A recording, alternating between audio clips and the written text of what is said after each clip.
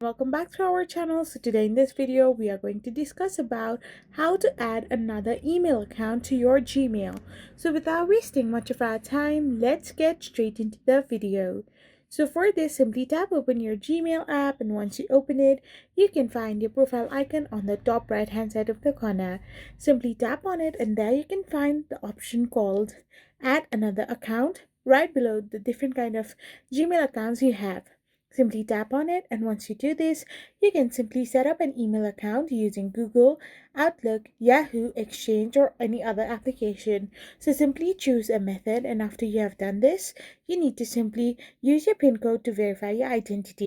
So after this is done, you will be now forwarded to this kind of interface where you need to simply type in the particular account that has already been existing, or you can simply tap on create account to create a different kind of Gmail account.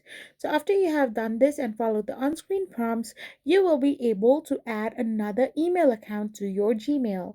I hope you found this video helpful, so don't forget to hit that subscribe button and do give us a thumbs up. We will be back again with more informative videos. Thank you for watching.